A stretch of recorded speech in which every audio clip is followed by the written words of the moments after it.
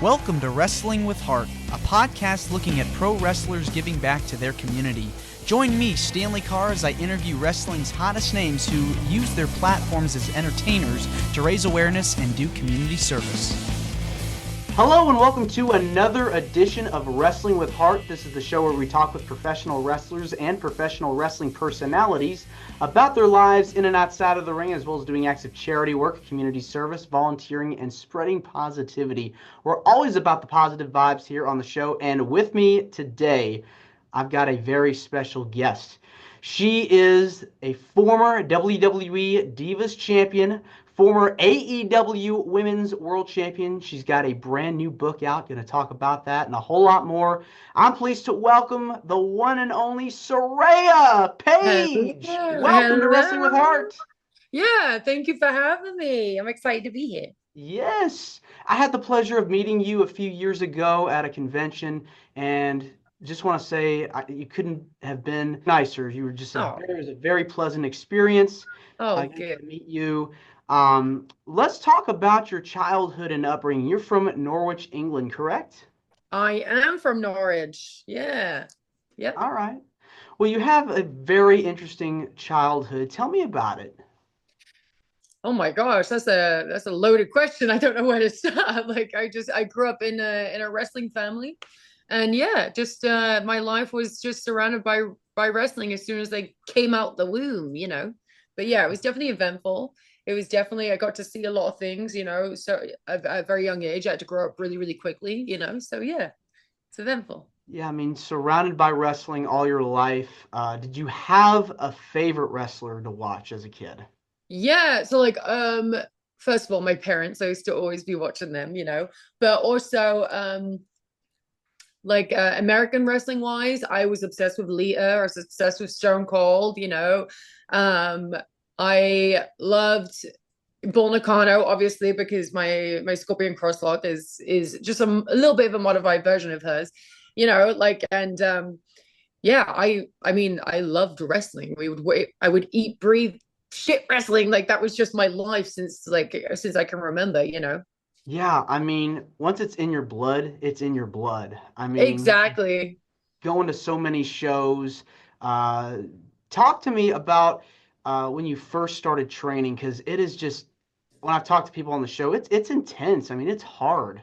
Yeah, I mean, I've always been training like in the ring because my mom and dad would hold like training schools and seminars and all that kind of stuff, right? So I was always like in the ring in some capacity. So I mean the training is very difficult, and it does, you know, especially at a young age doing it, you know, and taking bumps like before you've even fully developed yet, you know, can have its issues later on down the line and stuff. Especially someone that has scoliosis. I have scoliosis and my spine is not straight.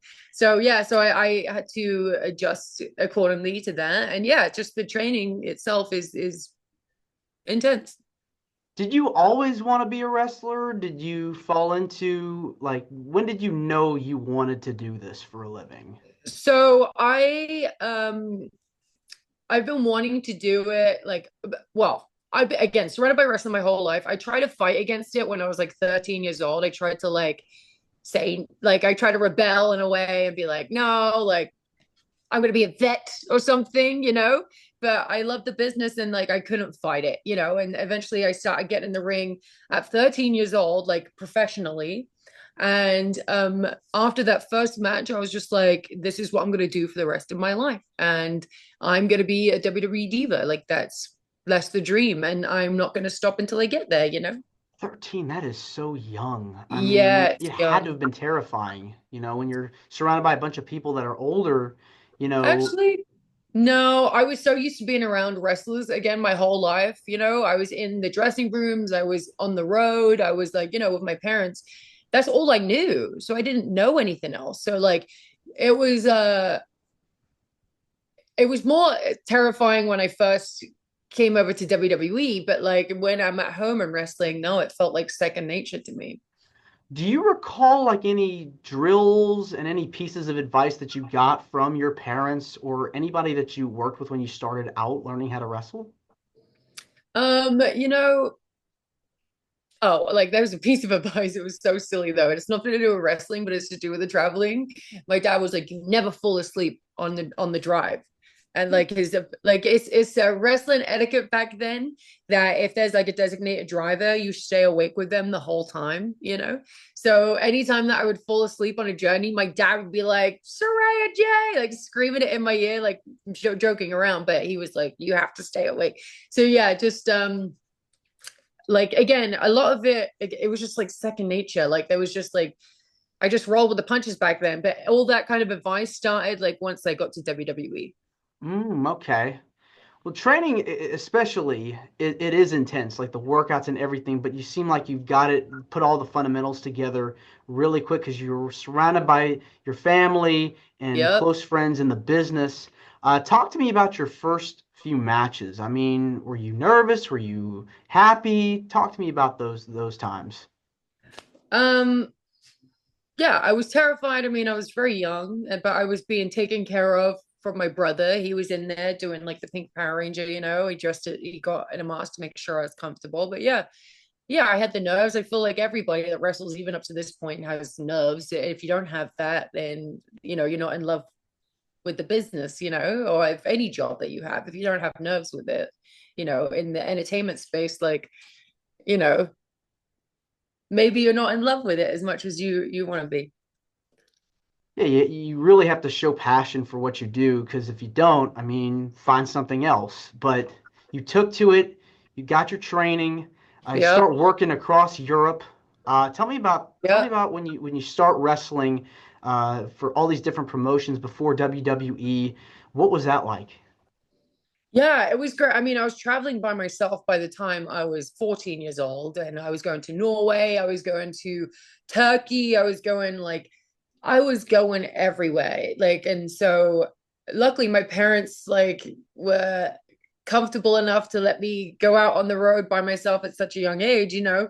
And I loved it. I loved it. Every week my dad would be like, you know, where are you going this weekend? And I'd be like, I'm going to Spain, you know, like it's I was always on the road somewhere, but I was so adamant that I was going to make it to the WWE that I did not want to give up, you know, and it was great. I didn't really have a childhood because I was just so focused on wrestling.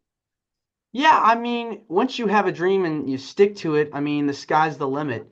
And you make it to WWE, you go through the tryouts. Tell me about that call that you got to start working in NXT, So okay, so it wasn't NXT when I first, it was FCW when I first went there, and like FCW. I it wasn't a call that I got. So basically, I did two tryouts with WWE. They do tours in the UK, and they do it twice a year, usually around April and then around November.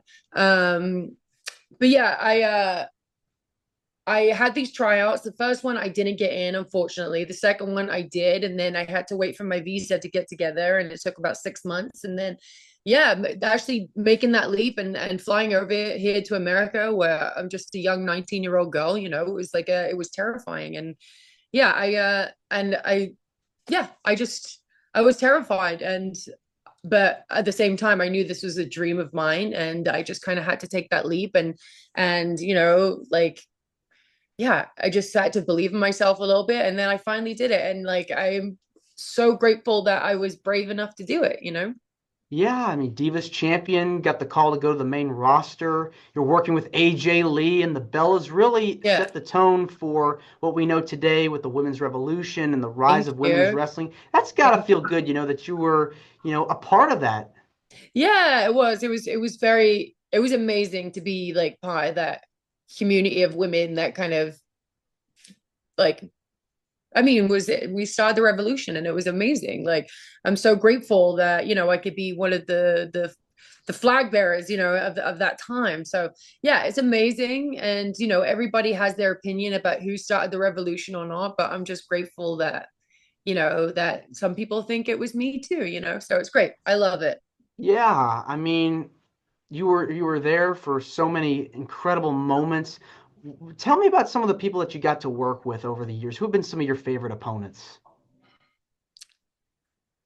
I mean, I've been grateful working with everybody, but I loved AJ because it felt like it was, you know, the the thing that lit the match for me to become a success was working with AJ, and then also with Emma, because with our NXT matches we had were like a big deal, back then.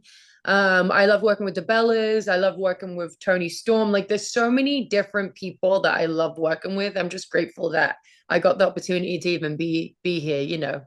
Yeah, I mean, you're seeing such an amazing group of women today that I just feel like are just doing really great things right now. I want to talk about the book that you just wrote, Hell in Boots, Clawing My Way Through Nine Lives. What made you decide to write the book and share your story? Yeah, I've been asked that question a lot, a lot, a lot, a lot. And it's like a lot.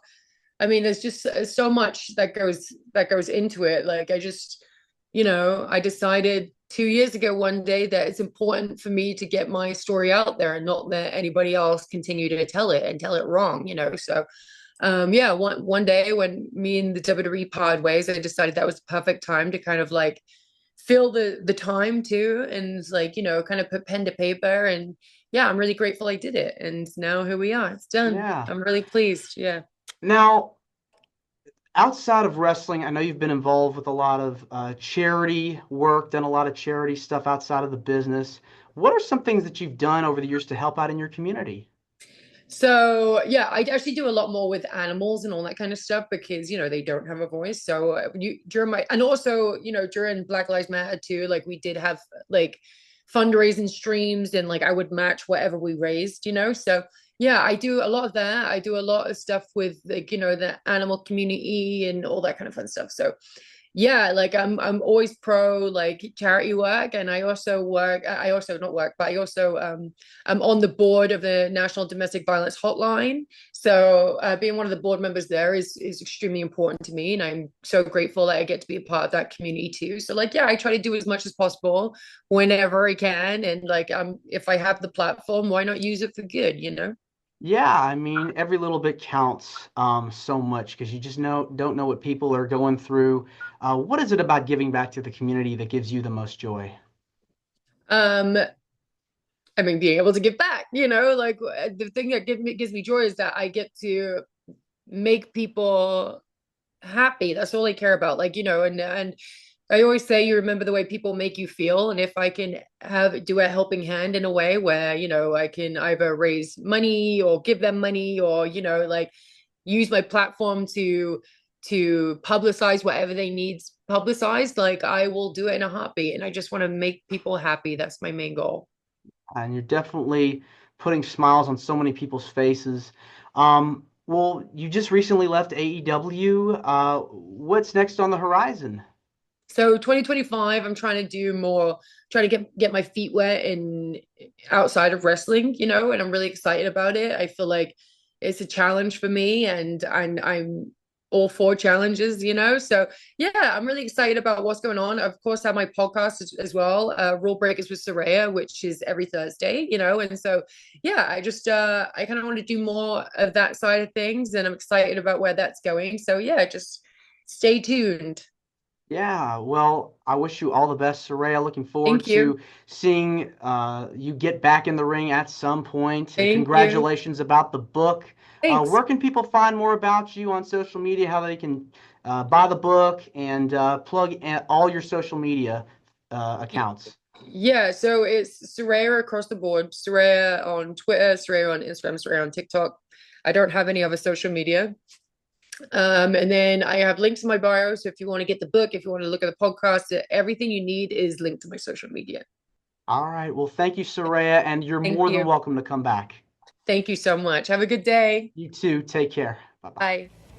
This is Wrestling with Heart. I hope you found this podcast to be informative and entertaining. If you did, please hit the subscribe button and look out for the next edition.